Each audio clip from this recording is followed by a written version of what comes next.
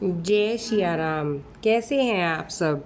आज मैं आपको एक बहुत ही अच्छी सी कहानी सुनाने वाली, स्वर्ग और नर्क, एक बहुत अच्छी सीख देने वाली कहानी।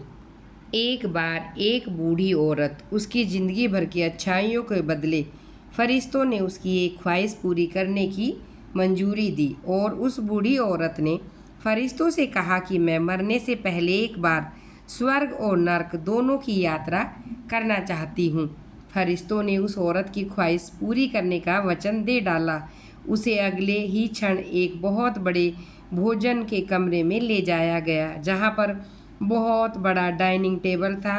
उन पर बहुत से स्वादिष्ट दिखने वाले भोजन रखे हुए थे। बहुत अच्छे अच्छे पीने के लिए ड्रिंक्स रखे हुए थे, मगर उस टेबल के चारों तरफ बैठे लोग बहुत ज़्यादा मायूस, भूखे और दुखी लग रहे थे। उस औरत ने देखा उन सभी लोगों के हाथों पर कोहनी तक लंबी लंबी चम्मच बंधी हुई थी।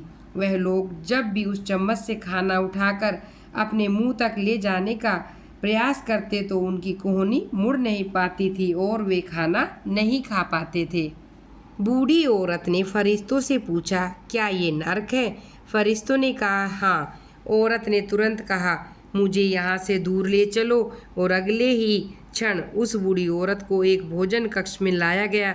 उसी भोजन कक्ष में, जहाँ पर बड़े बड़े डाइनिंग टेबल थे, बहुत अच्छे अच्छे भोजन दिख रहे थे, मगर इस बार डाइनिंग टेबल के चारों तरफ बैठे लोग खुश थे, हंस रहे थे और उनके चेहरों पर संतुष्टि थी। बूढ़ी औरत ने फरिश्तों से कहा, ये तो वही भोजन कक्ष है, वही भोजन है, वही पीने के सारे सामान हैं, मगर फ़र्क कितना है। यहाँ के लोग खुश हैं, ऐसा क्यों?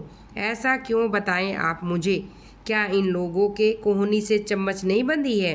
फरिश्तों ने उस औरत से कहा, ध्यान से देखो, इन लोगों के हाथों में कोहनी तक चम्मच बंधी हुई है। फ़र्क इतना है कि इन लोगों ने एक दूसरे को खाना खिलाया और खाना खाने में एक दूसरे की मदद की। आपने इस कहानी पर ध्यान दिया हो तो इसमें ये बताया था कि देखिए, उनके हाथ में चम्मच है, उन्होंने स्वयं नहीं खाया, उन्होंने देखा इस लंबी चम्मच से हम दूसरे के मुंह में खाना रख सकते हैं, तो उन्होंने दूसरे की मदद की और एक दूसरे का पेट भर गया। इससे वे लोग संतुष्ट थे। इस कहानी का यही तात्पर्य है दोस्तों, अगर हम चाहें तो हमारे जीवन में इसी तरह हम पृथ्वी पर, यानी कि जहाँ पर हम रहते हैं, स्वर्ग और नर्क दोनों ही अनुभव कर सकते हैं। अगर हमें स्वर्ग का अनुभव करना है तो हमें पहले दूसरे के विषय में सोचना पड़ेगा, दूसरों को खिलाना होगा, दूसरों की मदद करनी होगी। इच्छा हमारी है कि हम अपने जीवन को स्वर्ग बनाना चाहते हैं या नर्क।